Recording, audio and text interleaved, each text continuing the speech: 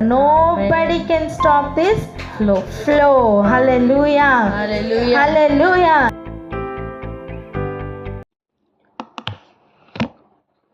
స్తోత్రం. ప్రకటన గ్రంథం 13వ అధ్యాయం 16-17 వచనాలు చదువుకుందాం. 16-17. ప్రకటన గ్రంథం 13వ అధ్యాయం 16-17 వచనాలు.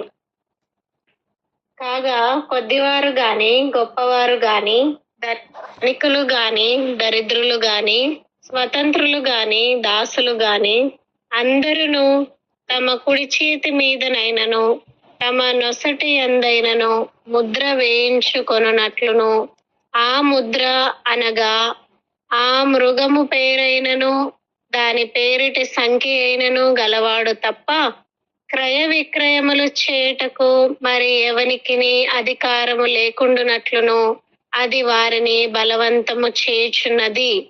బుద్ధి గలవాడు మృగము యొక్క సంఖ్యను లెక్కింపనిమ్ము, అది ఒక మనుష్యుని సంఖ్యయే, ఆ సంఖ్య 666. ఇందులో జ్ఞానము కలదు. స్తోత్రం. మనకి 666 అనే మాట మనం చాలాసార్లు వినింటాం. కానీ చూడండి, దాని పేరైనను దేని పేరు? ఆ మృగం పేరు. ఏ మృగం? సముద్రంలో నుండి పైకి వస్తున్న దాని పేరు. మనం 2 మృగాల్ని చూసాం కదా. ఒకటి సముద్రంలో నుండి పైకి వస్తున్నది, రెండవది భూమిలో నుండి బయటికి వస్తున్నట్టుగా చూస్తున్నాం. భూమిలో నుండి బయటికి వస్తున్న మృగం సముద్రంలో నుండి బయటికి వస్తున్న దానికి సపోర్ట్ చేస్తుంది. భూమిలో నుండి బయటికి వస్తున్న మృగం సముద్రంలో నుండి బయటికి వచ్చిన దానికి ప్రతిమ చేయించింది. భూనివాసులందరూ కూడా ఆ సముద్రంలో నుండి బయటికి వచ్చిన ఆ మృగం యొక్క ప్రతిమకు మ్రొక్కాలని భూనివాసులందరినీ కూడా బలవంతం చేస్తున్నది ఈ భూమిలో నుండి పైకి వచ్చిన మృగం. ఇవన్నీ అలంకార రూపకంగా చెప్పబడ్డాయి, కానీ ఇవి అధికారములు. ఇవి అధికారంను చేపట్టుతున్న సింహాసనములు. అయితే ఇప్పుడు పరిస్థితి చూడండి. కొద్దివారు కానీ గొప్పవారు కానీ ఇలా చెప్పడానికి గల కారణం ఎక్స్ట్రీమిటీస్ని చూపిస్తున్నారు. ఇక్కడ నుండి అక్కడ దాకా అని చెప్తాం. మనం చూడండి A to Z అని చెప్తాం. ఇలా మాట్లాడేటప్పుడు మనం ఏం చెప్పాలనుకుంటున్నాం? ఇక్కడి నుంచి అక్కడ వరకు అని, అంటే దాని లిమిట్స్ మనం చెప్తాం. అలా కొద్దివారు మొదలుకొని గొప్పవారు అని చెప్తున్నప్పుడు ఎవరైనా సరే దీని లోపల ఫిట్ అవుతున్నారా లేదా చెక్ చేసుకోవాలి. ఇంకా చూడండి, ధనికులు కానీ దరిద్రులు కానీ, ఇది ఇంకొక యాంగిల్లో చూపిస్తున్నది. ధనికులు కానీ దరిద్రులు కానీ అంటే డబ్బును బేస్ చేసుకొని, ఆస్తుల్ని బేస్ చేసుకొని మనం ఈ లోకంలో ధనం ఉన్నవారు, ధనం లేనివారు, ఏమీ లేని వారిని దరిద్రులు అని పిలుస్తారు కదా. ఆ కేటగిరీలో అంటే ఆ యాంగిల్లో కూడా 2 ఎక్స్ట్రీమిటీస్. ఒకటి ధనవంతులు లేదా ధనికులు, దరిద్రులు, దరిద్రతను అనుభవిస్తూ ఉన్నవారు. ఈ ఎక్స్ట్రీమిటీ వరకు అంటే హైయెస్ట్ పాసిబుల్ నుండి లోవెస్ట్ పాసిబుల్ వరకు అని అర్థం. ఇంకొక యాంగిల్లో కూడా చూడాలి. అదేంటి? స్వతంత్రులు కానీ దాసులు కానీ, అంటే నేను ఎవ్వరికి సమాధానం చెప్పక్కర్లేదు అని స్వాతంత్రత అనుభవిస్తున్నవారు. ఎగ్జాంపుల్ చెప్పనా? ఇప్పుడు ఒకని దగ్గర జాబ్ చేస్తున్నాడు అనుకోండి, ఎవరైనా వానికి లీవ్ కావాలనుకోండి, వాడు పోయి లీవ్ కోసం బ్రతిమాలుకోవాలి. కానీ స్వతంత్రుడు అలా కాదు. యజమానుడు అయిన వాడు అలా కాదు. యజమానుడు అయిన వాడు బతిమాలుకోడు. వచ్చి నేను రావట్లేదు చూసుకో అని చెప్తే అఫీషియల్గా వాడు బతిమాలవలసిన పని లేదు. అలా స్వాతంత్రత, ఎవరికి దాసుడు కాదు.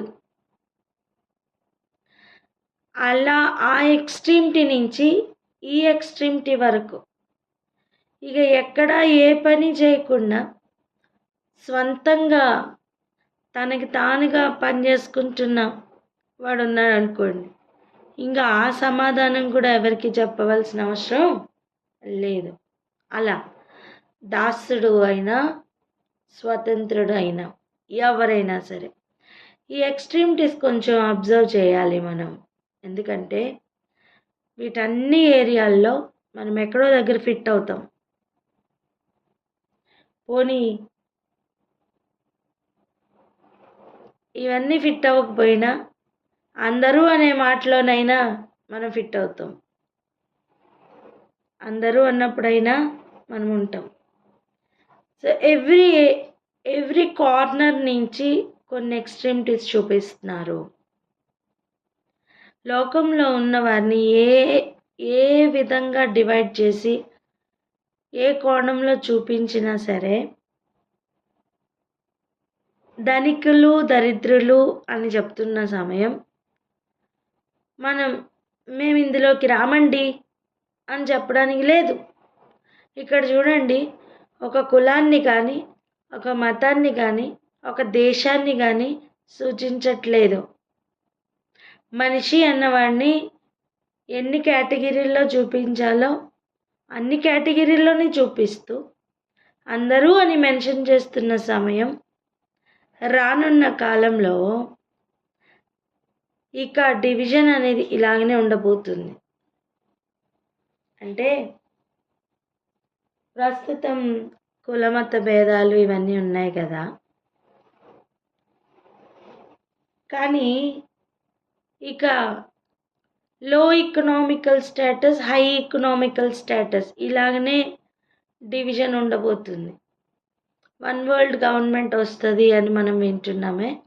అలాంటి సమయం వాళ్ళు డివైడ్ చేస్తున్న ఆ డివిజన్కి మెయిన్ కారణం ఏమై ఉంటుందంటే డబ్బు, స్టేటస్. ఇంకా వాడు ఎవరి దగ్గరైనా దాసుడుగా పనిచేస్తున్నాడా లేదా స్వంతంగా తాను స్వతంత్రుడిగా ఉన్నాడా, దీని మీద కూడా బేస్ అయి ఉంటుంది. ఏదేమైనా సరే ఆ హైట్ నుంచి ఈ లో వరకు ఉన్న ప్రతి ఒక్కరు, సో ఎవరు ఎందులో నుంచి తప్పించుకోవడానికి వీల్లేదు. మనిషి అని భూమి మీద బ్రతికి ఉన్నాడా ఈ కేటగిరీలోకి ఖచ్చితంగా వచ్చి తీరుతాడు. ఇప్పుడు చెప్తున్న మాట ఏంటంటే అందరూ తమ కుడి చేతి మీద అయినను తమ నొసటి అందైనను ముద్ర వేయించుకోవాలట. ఏ ముద్ర అంటే ఈ మృగంకి పేరు కానీ సంఖ్య కానీ, మనం దీని గురించి ప్రతి ఒక్కరు వినే ఉంటాం కదా. ఇప్పుడు RFID చిప్స్ వచ్చినాయి అని చాలా చాలా ఇన్ఫర్మేషన్ ప్రతి ఒక్కరి దగ్గర ఉంది అనే నేను నమ్ముతున్నాను. అయితే ఒక చిన్న ఎగ్జాంపుల్ చూడండి. మన ఆధార్ కార్డు ఉంది కదా, ఆధార్ కార్డ్ని బేస్ చేసుకొని మనకి ఇప్పుడు డ్యూటీస్కి వెళ్ళాలన్నా ఐడెంటిఫై చేయాలన్నా మనకి దాని బార్కోడ్నే బేస్ చేసుకొని ఐడెంటిఫికేషన్ మార్క్గా తీసుకుంటున్నారు. కారణం ఏంటి? ఫేస్ ఎందుకు చూపిస్తున్నారు? ఫేస్ చూపించినప్పుడు ఆ మెషిన్ ఏం క్యాప్చర్ చేస్తుంది అంటే ముఖ్యంగా రెటీనా, కళ్ళల్లో ఉండే రెటీనాని అది క్యాప్చర్ చేస్తుంది. ఒక్కరికి ఉన్న రెటీనా ఇంకొకరికి సేమ్ ఉండదు. ఎలా అయితే ఫింగర్ ప్రింట్స్ అందరికీ సేమ్ ఉండవో రెటీనా కూడా సేమ్ ఉండదు, దాని గ్రాఫ్ కూడా సేమ్ ఉండదు. సో ఆ మెషిన్స్ కానీ ఏవైనా మన పేరుతో లేదా మనతో మన గురించి క్రియేట్ చేయబడిన బార్కోడ్ని అవి రీడ్ చేసినప్పుడు ఈ పర్టికులర్ పర్సన్ని ఐడెంటిఫై చేయడం చాలా ఈజీగా మారింది. ఇప్పుడు ఇవన్నీ దేనికి దారి తీస్తున్నాయి అంటే ఇక నెక్స్ట్ అలా ముద్ర వేయించుకోవడానికి దారి తీయట్లేదా? సో మన చుట్టూ జరుగుతున్న పరిస్థితులు చాలా వేగవంతంగా పరిగెడుతున్నాయి అని చెప్పాలి. వీటితో నాకు సంబంధం లేదండి, ఇవి ఎప్పుడో జరుగుతాయేమో అనడానికి వీలు లేకుండా లేవా పరిస్థితులు?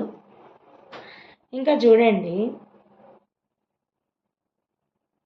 ఆ మృగం పేరు కానీ దాని పేరిట సంఖ్య కానీ గలవాడు తప్ప క్రయ విక్రయాలు ఇంకెవరు చేయలేరట.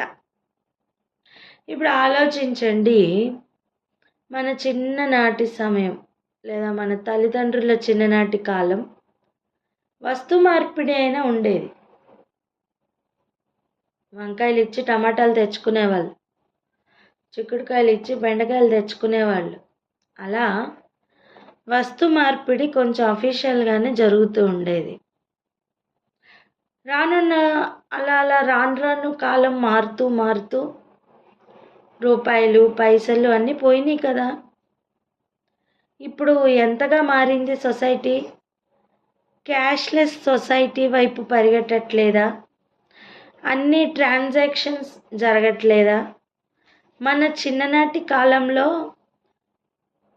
ఇంతగా అడ్వాన్స్డ్ టెక్నాలజీ లేదు కదా. ఏమంటున్నా అంటే మన కాలంలోనే ఈ మనం బ్రతుకుతున్న ఈ కాలంలోనే కరెన్సీ విషయంలో ఒక ర్యాపిడ్ చేంజెస్ మనం చూస్తున్నాం. మన పితరుల కాలంలో కాయిన్స్ ఉండేవి, ఒక 3-4 జనరేషన్స్ బ్యాక్ కూడా కాయిన్స్ ఉండేవి, నోట్స్ ఇవన్నీ కూడా ఉండేవి. వారు ట్రాన్సాక్షన్స్ అన్నీ కూడా ఇంతగా మెషిన్ మీద కానీ ఇంతగా డిపెండ్ అవ్వలేదండి. కానీ ఇప్పుడు ప్రస్తుతం మన కాలంలో చూడండి, మన చిన్ననాటి కాలం నుండి ఇప్పటి వరకు ఒక ర్యాపిడ్ చేంజ్ కరెన్సీ విషయంలో వచ్చింది, ఒక ర్యాపిడ్ చేంజ్ ట్రాన్సాక్షన్స్ విషయంలో వచ్చింది. ఏటీఎంస్ పెట్టక ముందు, ఏటీఎం అంటే ఏంటి? ఎనీ టైం మనీ, అంతే కదా. మనీ ఏటీఎం మిషన్స్ పెట్టక ముందు ఏవో మిషన్లో డబ్బులు వస్తాయట అని చెప్పుకుంటున్న కాలం. అవునా, అదేంటి అని ఆశ్చర్యంగా ఉండేది. కానీ వన్స్ పెట్టిన తర్వాత అందరూ దానికి అలవాటు పడ్డాం.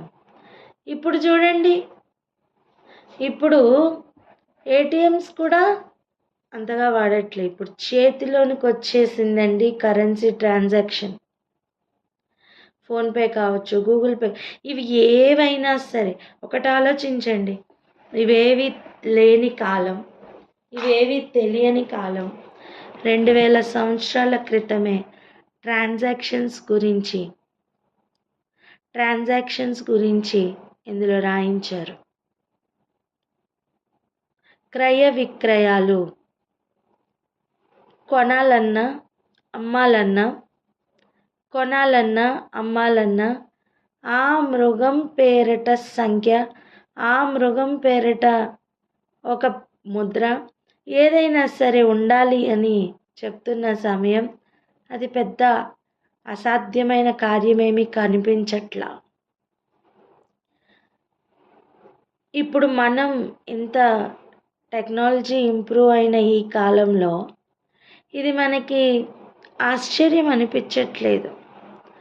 కానీ ఇది నిజానికి రాయిస్తున్న కాలంలో ఏంటిది, ఇది ఎలా అవుతుంది అని అగోచరంగా ఉండి ఉండవచ్చు.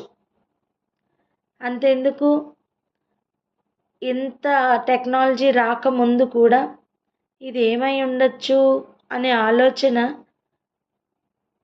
మా పితరులకు కూడా ఉండడం నేను గమనించా. కానీ మన కాలంలో ఇవన్నీ సాధ్యమే అనిపిస్తుంది. ఇప్పుడు ఆలోచిద్దాం. ఇవన్నీ అఫీషియల్ అయిపోతున్న ఈ సమయం నిజానికి ఆ మృగం పేరు కానీ ఆ మృగం పేరట సంఖ్య కానీ వేయించుకోండి అన్నప్పుడు ఎవరు డినై చేయరండి, ఎవరు కాదులే అనరు. ఎందుకో చెప్పాలా? ఇది సోషల్లీ యాక్సెప్టబుల్గా అనిపిస్తున్న కార్యం. ఎందుకు అంటే, ఒక చిన్న ఎగ్జాంపుల్ చూడండి. ఇప్పుడు మన అకౌంట్స్ కానీ లేదా మన మొబైల్స్ కానీ, మన మొబైల్లో ఉన్న అకౌంట్స్ కానీ, మన బ్యాంక్ అకౌంట్స్ కానీ ఇవన్నీ కూడా హ్యాక్ అవుతున్నాయి కదా. ప్రతి ఒక్కరికి కూడా ఇప్పుడు ప్రొటెక్షన్ అనేది కావాలి. సైబర్ క్రైమ్స్ ఎక్కువైపోయినాయి. ఈ టైంలో ప్రొటెక్షన్ అనేది కావాలి. ప్రతి ఒక్కరికి సెక్యూరిటీ కావాలి. సెక్యూరిటీ కోడ్స్ అందరూ కూడా పెట్టుకుంటున్నారు, పాస్వర్డ్స్ పెట్టుకుంటున్నారు. ఈవెన్ వన్ టైం పాస్వర్డ్స్ కూడా వచ్చాయి. ఇవన్నీ కూడా దేనికి దారి తీయబోతున్నాయంటే, ఇంత కష్టం ఎందుకు? ఏ మనిషికి బాడీలో ఆ మనిషికి సంబంధించిన ఇన్ఫర్మేషన్ మొత్తం ఉండేటట్టు, మీ ఇన్ఫర్మేషన్ మీలోనే ఉండేటట్టు, ఇంకెవరూ ఓపెన్ చేయలేనట్లుగా మీలోనే చిన్న చిప్ వంటిది పెట్టేస్తాం, మీరు తప్ప ఇంకెవరు దాన్ని ఆపరేట్ చేయలేరు అని చెప్పితే అందరికీ యాక్సెప్టబుల్గా ఉండదా? ఉంటుంది. 100 to 200% యాక్సెప్టబుల్గా ఉంటుంది. అంతేకాదు, నేను ఓపెన్ చేస్తే తప్ప నా అకౌంట్ ఎవరు ఇంకా ఓపెన్ చేయలేరు అనే పాయింట్ ఉంది చూసారా, అది అనేకులకి సమ్మతిని పుట్టించే పాయింట్.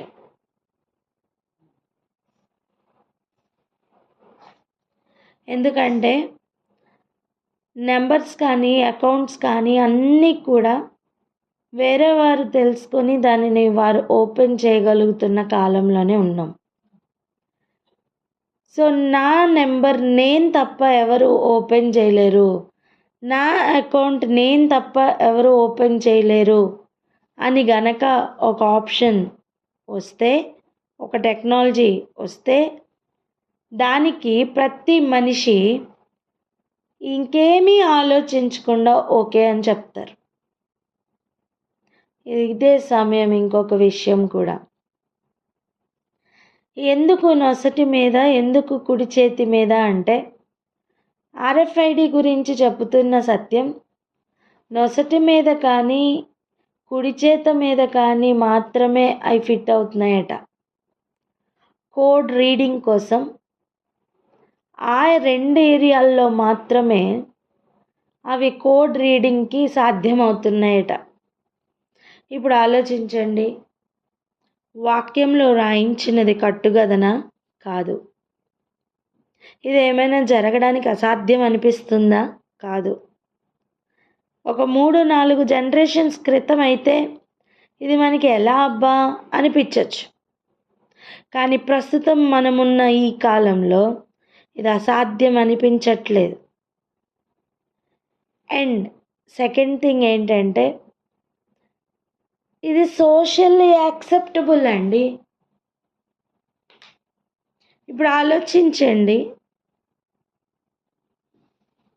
ఆ మృగం పేరు కానీ దాని సంఖ్య కానీ వేసుకోవడం అనేది దాని వెనక చెప్తున్న రీజన్స్ ఏవైతే ఉన్నాయో, కారణాలు ఏవైతే ఉన్నాయో అవన్నీ కూడా ఎవరికి వెరితనంగా అనిపించవు, చాలా సీరియస్ ఇష్యూగా అనిపిస్తాయి.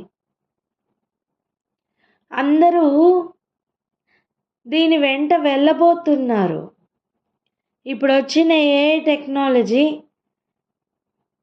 మానవ మనుగడను మార్చబోతుంది. ఎంతగా అంటే ఈ ప్రతి కార్యం కూడా ఇది తప్పు అనిపించదండి. ప్రస్తుతం అనిపిస్తుందా చెప్పండి? బ్యాంక్ అకౌంట్స్ అన్నిటికీ కూడా ఆధార్ కార్డ్ని లింక్ చేస్తున్నప్పుడు అందరూ వెళ్ళి ఆధార్ కార్డ్ని సబ్మిట్ చేయలేదా? ఎందుకు? క్రయ విక్రయాలు ఆగిపోతాయి గనుక. ఇవన్నీ ఏం నేర్పిస్తున్నాయి? ఒకటి దేనికి టైఅప్ లింకప్ అవుతున్నాయి? ఒక్కొక్క మనిషికి ఆల్రెడీ ఒక్కొక్క నెంబర్ ఇవ్వబడుతుందండి. మన దేశంలో చూడండి, డెవలపింగ్ కంట్రీయే కదా, ఒక్కొక్క వ్యక్తికి ఒక్కొక్క ఫోన్ నెంబర్ లేదా? అంటే ఒక్కొక్క మనిషి ఐడెంటిఫై చేయబడుతున్నది ఆల్రెడీ ఒక నెంబర్తోనే. ఒక్కొక్క వ్యక్తికి ఒక్కొక్క బ్యాంక్ అకౌంట్ నెంబర్ లేదా? మన జీవితం, మన పేరు మొత్తం ఆల్రెడీ నెంబర్స్తో లింకప్ అవుతూనే ఉంది. ఇంకొంచెం అడ్వాన్స్డ్ టెక్నాలజీగా అనిపిస్తుంది అంతే. ఆ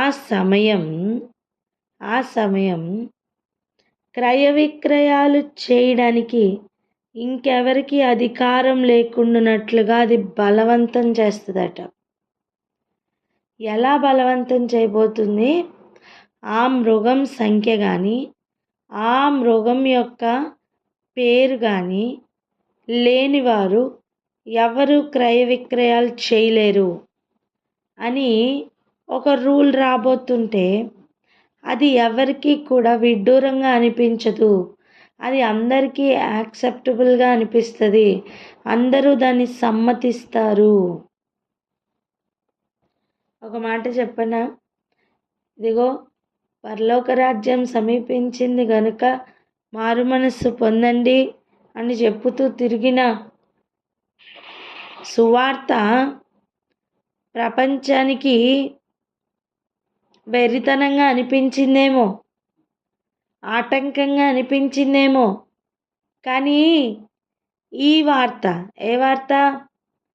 ఈ మృగం పేరు కానీ, ఈ సంఖ్య కానీ వేసుకోకపోతే క్రయ విక్రయాలు చేయలేరు అని చెప్తున్న ఈ మాట ఎవరికి అభ్యంతరంగా అనిపించదు. అందరికీ ఓకే అనిపిస్తుంది. ఎంతమందికి అర్థమవుతుంది? అర్థమవుతుంది. దయచేసి మ్యూట్లు తీసి అర్థమవుతున్న వారు నాకు అర్థమవుతుందని చెప్పండి. అర్థమవుతుంది. అంటే మ్యూట్లోనే ఉన్న వారికి అర్థం కాలేదనా?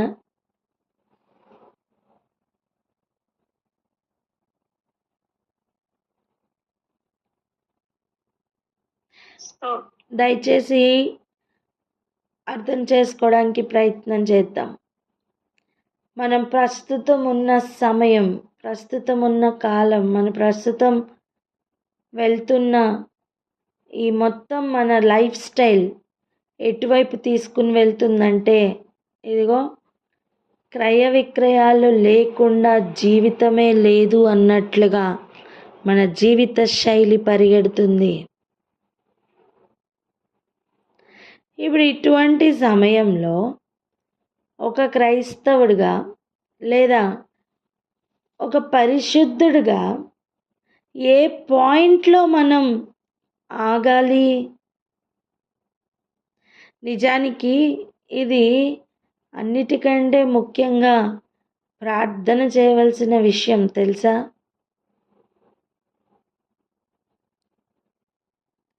చాలా కాలం నుండి ఇది ఒక ప్రార్థన అంశం మనకి. చేస్తున్న వారికి తెలుసు. దేవా, మేమన్నిట్లోని కూడా గవర్నమెంట్తో పాటే వెళ్తున్నాం. ఏ రూల్ వస్తే ఆ రూల్తో పాటు వెళ్తున్నాం. కానీ ఈ మృగం పేరు కానీ దాని సంఖ్య కానీ లేకుండా క్రయ విక్రయాలు జరగవు అని చెప్పినప్పుడు కొద్దివారు కానీ గొప్పవారు కానీ ధనికులు కానీ దరిద్రులు కానీ స్వతంత్రులు కానీ దాసులు కానీ అందరూ కూడా దాన్ని వేయించుకుంటారు అని చెప్తున్న ఆ సమయం మేము ఎక్కడ ఏ పాయింట్లో వేయించుకోకుండా మేము ఆగాలో మాకు తెలియచేయమని ఒక ఒక చాలా స్ట్రాంగ్ ప్రేయర్ అవసరమండి.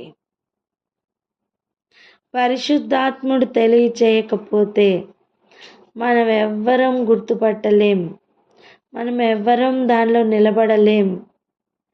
ఎందుకు అంటారా? క్రయ విక్రయాలు లేకుండా ఒక్క రోజు గడుస్తుందా చెప్పండి?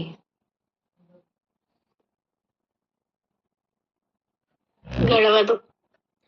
ప్రస్తుతం అయితే గడవట్లేదు. ఇక రానున్న కాలం మరీ ఎక్కువ అవ్వబోతుంది. ఇది మరీ ఎక్కువ అవ్వబోతుంది. ఎందుకు అంటే అప్పటికే కరువులు వచ్చుంటాయి, అప్పటికే ముద్రలు విప్పబడుతూ ఉంటాయి, అప్పటికే శాంతి దూత వలె వస్తూ శాంతినే తీసుకొస్తున్న, శాంతియే కాదని చెప్పిన దానియేల్లో మనం చదివాము ఆ ప్రవచనం, గుర్తుందా? చదివాం. ఈ మృగం గురించే చదివాం, ధర్మ విరోధి గురించే చదివాం. అది ఎక్కడికి లింక్ అంటే ప్రకటన గ్రంథంలో 6వ అధ్యాయంలో విప్పబడబోతున్న ముద్రలకు తెల్లని గుర్రం మీద రాబోతున్న వానితో మనకి అర్థమవుతుంది. ఇక తర్వాత రాబోతున్న ఒక్కొక్క గుర్రం అధికారం అపవాదికి ఇవ్వబడబోతుంది. అప్పటికే కరువులు వచ్చుంటాయి, అప్పటికే భయంకరమైన మృత్యువు భూమి మీద ఉంటుంది. ఎటు చూసినా చావులు, బ్రతకడమే గగనంగా మారుతుంది. మరి అటువంటి సమయం క్రయ విక్రయాలు అనేది చాలా చాలా ముఖ్యంగా మారుతుంది కదా. ఇప్పుడు సంపాదించిన దంతా కూడా తిండి కొరకే ఖర్చు పెడుతున్న కాలంలో ఆల్రెడీ ఉన్నాం కదా. రానున్న కాలం అదంతా కూడా ఎగ్జాస్ట్ అయిపోతుందండి. భయంకరమైన పరిస్థితులు రానున్న కాలంలో ఉండబోతున్నాయి. ఒక 100 మందికి కావలసినంత ఆహారం భూమి మీద ఉండవలసి వస్తే 5గురికి సరిపడా ఆహారమే ఉంటుంది. అప్పుడు ఎవరు కొనగలరు? మిగిలిన 95 మంది ఏమవ్వాలి? ఇంటింటికి వచ్చి ఇప్పుడు ఫ్రీ బియ్యం, కోటా బియ్యం ఎలా అమ్ముతున్నారో అలా ఇంటింటికి వచ్చి ఎవరికి ముద్ర ఉంటే వాళ్ళకి మాత్రమే ఫుడ్ అని చెప్పి లెక్క పెట్టి ఒక 20 గింజలు ఇచ్చిపోయారనుకోండి. ఎవరైనా ముద్ర లేని వాళ్ళకి ముద్ర ఉన్నవాళ్ళు దానిని పంచుతారా? చెప్పండి. కరోనా కాలం ఒక చిన్న శాంపుల్, కరోనా కాలమే చిన్న శాంపుల్. కరోనాలో ఎవరు ఎటువంటి వారో అర్థం అవ్వలేదా?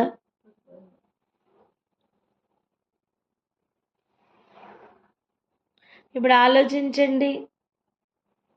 నీ కొరకని మాత్రం ఇప్పుడు ముద్ర వేయించుకున్న వారికి ఒక గ్లాస్ పాలు దొరికినాయండి.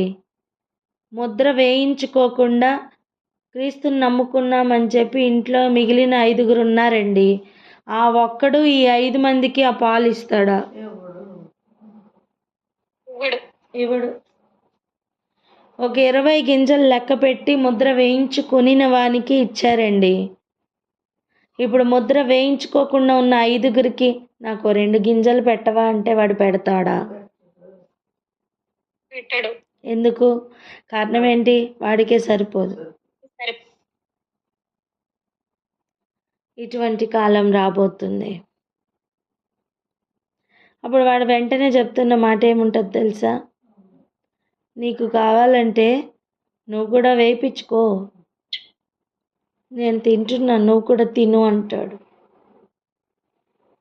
అలా ఒక పూట ఆహారం కొరకు ఒక పూట తినకపోతేనే విలవిల్లాడిపోతున్న మన ప్రాణాలు ఎన్ని దినాలు తాలుకొని ఉంటాయో ఈరోజు మన ముందున్న ప్రశ్న.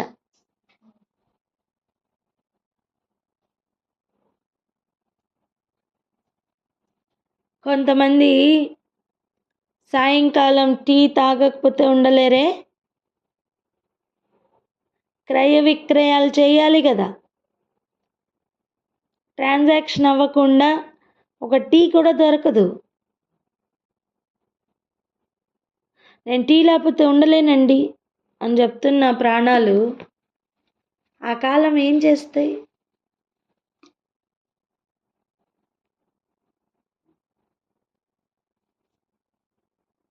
రెండు రోజులు మూడు రోజులు 3 రోజులు ఫుడ్ లేకుండా ఉండడం సాధ్యమవుతుందేమో, 10 రోజులండి అవుతుందేమో. తర్వాత ఆ లోపల నుంచి పుడుతున్న ఆకలి ఉంటుంది చూసారా, అనేకులు పడిపోయే పాయింట్ అది.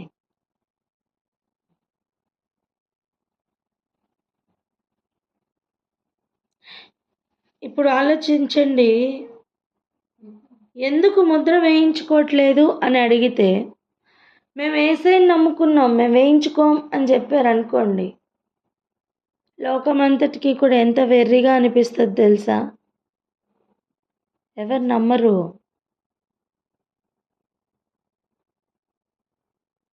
ఎవరు నమ్మరు. అందరికీ వెర్రిగా అనిపిస్తుంది.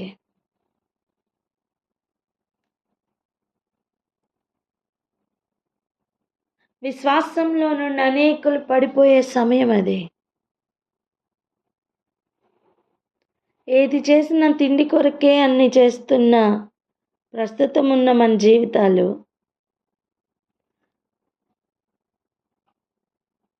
నిలబడతాయా?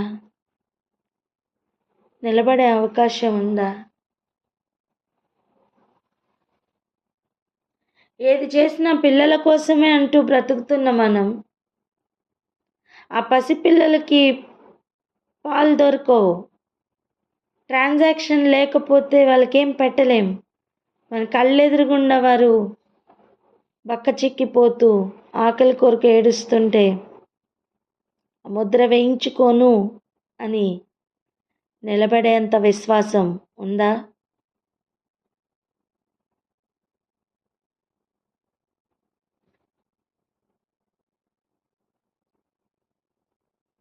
భయపెట్టడానికో భయపడడానికో మనం దీన్ని ధ్యానించట్లేదు.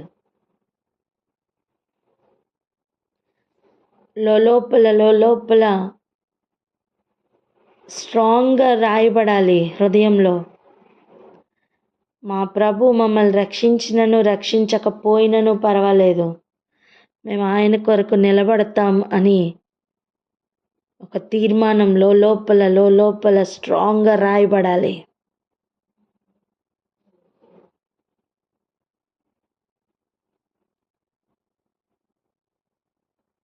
విశ్వాసంలో ఉన్నామనుకుంటున్న మనం, పరిశుద్ధులుగా ఉన్నామనుకుంటున్న మనం, ఈ రాబోతున్న ఈ పరీక్షలో జయించాలి. మేబీ మనం ఉండకపోవచ్చు, కానీ మన నెక్స్ట్ తరాలు ఉండవా?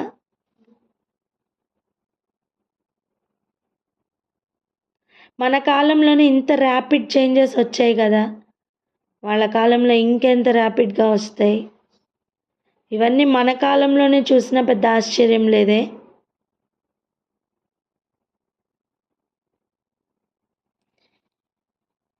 ఏదేమైనప్పటికీ కూడా ఈ మృగం యొక్క పరిపాలన విధానం అంత భయంకరంగా ఉండబోతుంది. నమస్కారం చేయకపోతే చంపడానికి, ప్రాణం ఇవ్వడానికి కూడా వానికి అధికారం ఉంది. ప్రస్తుతం ఉన్న పరిపాలన విధానంలో, ఈ లోకాధికారి యొక్క పరిపాలన విధానంలో, ఈ అపవాది యొక్క అధికారం తెల్లవారుజామున పడుతున్న ఒక చిన్న రే, సూర్యకిరణం వంటి అధికారం అంతే. మిట్ట మధ్యాహ్నం పూర్తి స్థాయిలో ఎలా అయితే ఎండ వస్తుందో అలా వాని దుష్టత్వం, వాని అధికారం, వాని సింహాసనం అన్నీ కూడా ఫుల్ లెంత్లో ఓపెన్ అయ్యే సమయం అండి అది.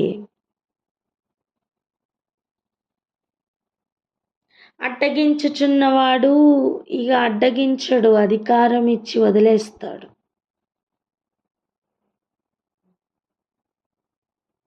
అధికారం లేనప్పుడే వాడు అంతగా దేవుని పరిశుద్ధులను హింసించి ఉంటే, ఇక అధికారం పొందుకున్నాక వాడు ఎలా విచ్చలవిడిగా తిరుగుతాడో ఆలోచించండి. ప్రస్తుతం వానిని మనం హైలైట్ చేయడం కాదు, మనం నేర్చుకుంటున్నది ఏంటో తెలుసా? వాని కంటే బలవంతులుగా పరిశుద్ధులు మారాలి. హల్లెలూయా. ఒక తిండి, ఒక ఆకలి కడుపు ఆపడానికి వీల్లేదు.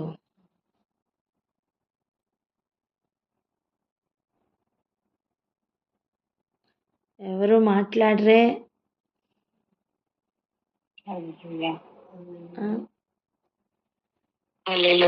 ఇదే సత్యం, ఇదే సత్యం అండి.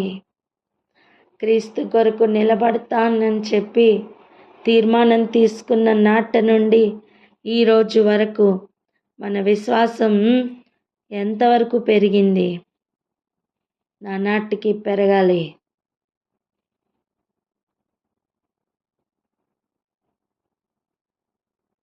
రానున్న కాలం ఇంత భయంకరంగా ఉండబోతుంది. ఎందుకంటే నీ విశ్వాసానికి పునాదులను చూపించలేవు. నీ విశ్వాసాన్ని నువ్వు రుజువు చేయలేవు నాన్న.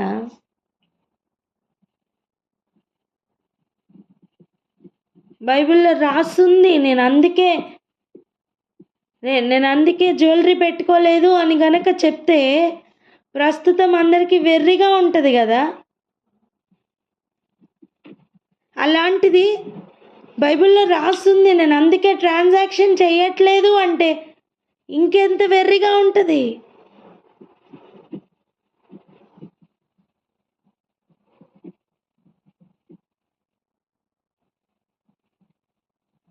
ఆ సమయం దేవుడు ఒక్కొక్కరిని నిర్మలుగానే చేస్తారు, కానీ నిలబెడతారు. ఇదిగో, ఎవడు చెరలోనికి పోనో వాడు పోతాడు, ఎవరు ఖడ్గం చేత చంపబడవలనని ఉన్నదో వాడు చంపబడతాడు. కానీ అట్టి సిద్ధపాటు ఉండాలి.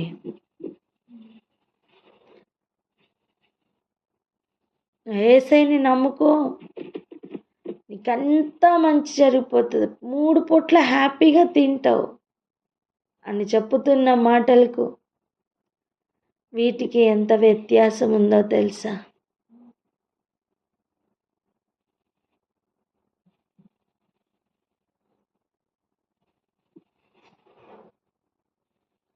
శరీరాశ, నేత్రాశ, జీవపు డంబం అన్నీ కూడా చావకుండా ఈ ప్రిపరేషన్ సాధ్యం కాదు.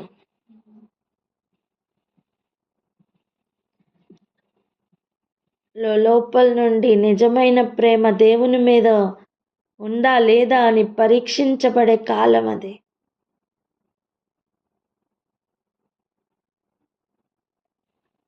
ఏదేమైనప్పటికీ కూడా ప్రార్థన చేసుకుందాం. మొట్టమొదటిగా మన అందరిలోని కూడా రావాల్సిన ఒక ప్రార్థన అంశం ఏంటి తెలుసా? మేము ఏ పాయింట్లో మేము ఆగాలి. ఇప్పుడు ప్రజెంట్ మనం ఈ ప్రవాహంలో కొట్టుకునే వెళ్తున్నాం. అందరికీ బ్యాంక్ అకౌంట్స్ లేవా? అందరికీ ఆధార్ కార్డ్స్ లేవా? అందరం వెళ్ళి షాపింగ్ మాల్స్లో మరి ట్రాన్సాక్షన్స్ చేయట్లేదా? అందరు చేస్తున్నాం. కానీ ఏ పాయింట్లో మేము ఆగాల? 1 పాయింట్లో మనం ఆగిపోవాల్సిన పరిస్థితి వస్తుందండి. ఆగకపోతే ఏమవుతుంది అని రేపటి దినాన్ని చూద్దాం. కానీ ప్రస్తుతం మనం ఈరోజు ఒక ముఖ్యమైన ప్రార్థన అంశంగా మార్చుకుందాం. దేవా ప్లీజ్ మాకు జ్ఞానంనివ్వండి, మాకు తెలియచేయండి. పరిశుద్ధాత్ముడా మాకు తెలియచేయండి. అడుగుదామా అందరం? ఎందుకంటే ఎవరికి చెప్పరండి. ఇంకా ఆ కాలంలో ఒకరితో ఒకరు మాట్లాడుకునే అవకాశం ఉండకపోవచ్చు. దుష్టత్వమే పూర్తిగా ప్రబలుతున్న కాలంగా ఉంటుంది. అయ్యో ట్రాన్సాక్షన్ చేయకపోతే ఫోన్ కూడా పని చేయదు కదా నాన్న. ఎవరో ఉంటారు నా కోసం, ఎవరో వచ్చి ఉద్ధరిస్తారు నన్ను అనుకోవద్దు. మన రక్షణలో ఎదగాలి, మన విశ్వాసంలో ఎదగాలి. మనం ఏ పాయింట్లో ఈ పరీక్షలో ఆగాలో మనకి తెలియాలి.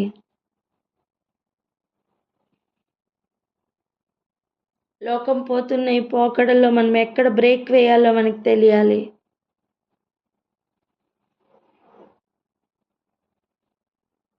దేనికి సిద్ధపడుతున్నాం, దేనికి సిద్ధపడాలి?